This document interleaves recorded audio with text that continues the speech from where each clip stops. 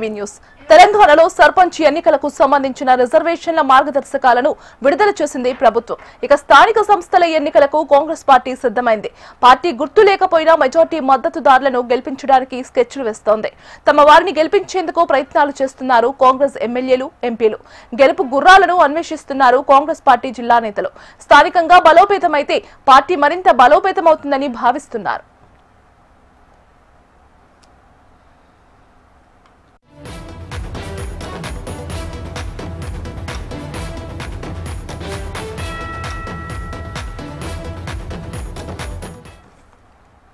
తెలంగాణలో సర్పంచ్ ఎన్నికలకు సంబంధించిన రిజర్వేషన్ల మార్గదర్శకాలను విడుదల చేసింది ప్రభుత్వం. ఇక స్థానిక సంస్థల ఎన్నికలకు కాంగ్రెస్ పార్టీ సిద్ధమైంది.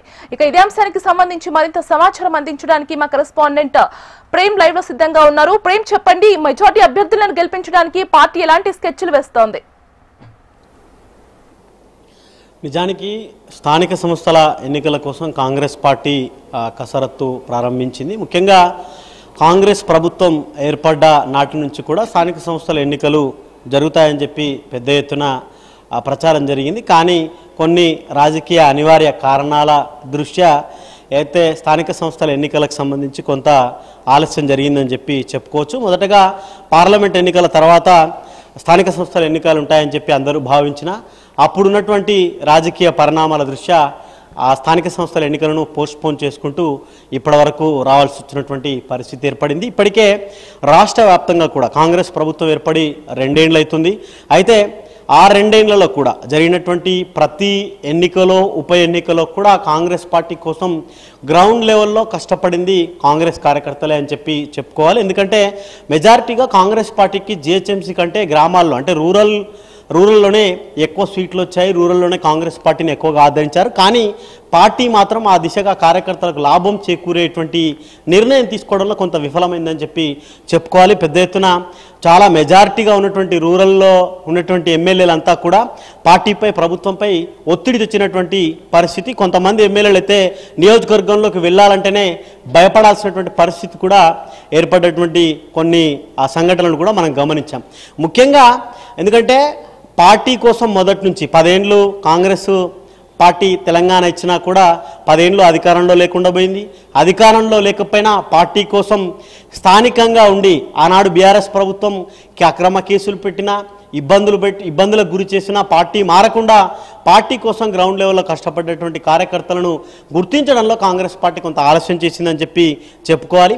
ఆ తర్వాత వచ్చినటువంటి ఈ ఎన్నికల విషయంలో కూడా 42% బీసీలకు రిజర్వేషన్లు కల్పిస్తామని చెప్పి పార్టీ నిర్ణయం తీసుకుంది. కామారెడ్డి డిక్లరేషన్ ప్రకారం చేస్తామని చెప్పినా ఒకవైపు కొంతమంది అయితే సుప్రీంకోర్టును ఆశ్రయించడం, ఆ తర్వాత 50% క్యాప్కు నిబంధనను మించలేమని చెప్పేసి కూడా ప్రభుత్వం కొద్దిసేపటి క్రితం అయితే నిర్ణయం తీసుకోవడం, ఆ మార్గదర్శకాల ద్వారా ఎస్సీ, ఎస్టీ, బీసీలకు సంబంధించినటువంటి ఆ రిజర్వేషన్లకు సంబంధించినటువంటి మార్గదర్శకాలను కూడా విడుదల చేసింది. ఇక మరికొద్ది రోజుల్లోనే సర్పంచ్లకు సంబంధించినటువంటి నోటిఫికేషన్ కూడా రాబోతుంది. కాబట్టి కాంగ్రెస్ పార్టీ మొత్తం రాష్ట్రంలో ఉన్నటువంటి ప్రతి గ్రామంలో ఇప్పటికే నియోజకవర్గాల్లో ఉన్నటువంటి ఎమ్మెల్యేలు కానీ, ఓడిపోయిన చోట ఇన్ఛార్జీలు కానీ, గ్రామాల్లో ఎవరు పార్టీ కోసం కష్టపడ్డారు, ఎవరు పార్టీ గెలుపు కోసం కృషి చేశారు, పార్టీని పట్టుకొని 10 ఏళ్ల పాటు ఉన్నటువంటి వారందరికీ కూడా అవకాశాలు ఇవ్వాలి. ఖచ్చితంగా వారి ఎంపిక తర్వాతనే మిగతా వారిని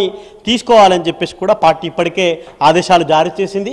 దాని ప్రకారం ఎంపిక, ఎందుకంటే ఈ గుర్తు మీద జరిగేటువంటి ఎన్నికలు కాదు కాబట్టి కేవలం మద్దతుదారులు, పార్టీ మద్దతుదారులుగానే ఉంటారు. కాబట్టి మెజార్టీ మద్దతుదారుని గెలిపించుకునే ప్రయత్నంలో భాగంగా కాంగ్రెస్ పార్టీ ఇప్పటికే నియోజకవర్గాలకు సంబంధించినటువంటి ఇన్ఛార్జీలకు, ఎమ్మెల్యేలకైతే ఆదేశాలు అయితే జారీ చేశారు. గీత మరికొద్ది రోజుల్లోనే ఏదైతే మేజర్గా రూరల్లో ఉన్నటువంటి వారికి రైతు బంధు కానీ, లేకపోతే రైతు భరోసా కానీ, ఒకవైపు 200 యూనిట్లకు ఫ్రీ కరెంట్ కానీ, సబ్సిడీ, గ్యాస్ సబ్సిడీ, ఇట్లాంటి ఎక్కువ లబ్ధిదారులంతా కూడా రూరల్ బేస్లోనే ఉంటారు. కాబట్టి వారిని ప్రసన్నం చేసుకోవడానికి మంచి అవకాశం కాంగ్రెస్ పార్టీకి, మద్దతుదారులకు వచ్చింది. కాబట్టి మెజార్టీ మద్దతుదారుని గెలిపించుకునే విధంగా ఆ ఉన్నటువంటి నియోజకవర్గానికి సంబంధించిన ఎమ్మెల్యేలు కృషి చేయాలని చెప్పేసి కూడా ఇప్పటికే పీసీసీ చీఫ్ ఇన్ఛార్జ్ ఎమ్మెల్యేలకు, డీసీసీ ప్రెసిడెంట్లకు అయితే చెప్పినారు. గీత, అలాగే ప్రేమ్, చెప్పండి, కొత్త మార్గదర్శకాలు ఏ తేదీ నుండి అమల్లోకి వచ్చే అవకాశం ఉంది?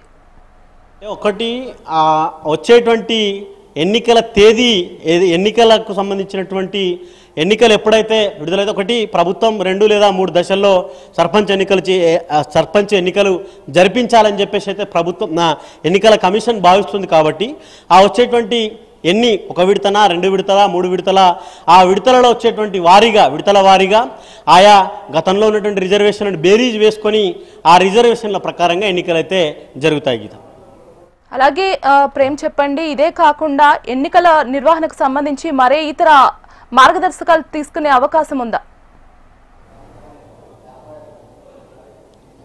అంటే ఎన్నికలకు సంబంధించిన అన్ని కూడా రాష్ట్ర ఎన్నికల సంఘం కూడా డిసైడ్ చేస్తుంది. ఇప్పటికీ ఈ మార్గదర్శకాలు మళ్ళీ నోటిఫికేషన్ తర్వాత వచ్చేటువంటి ఆ ఎన్నికల ప్రక్రియను బట్టి అయితే ఆ సంబంధించినటువంటి మార్గదర్శకాలు అయితే విడుదల అవుతాయి. గీత రైట్ ప్రేమ్, థ్యాంక్ యూ.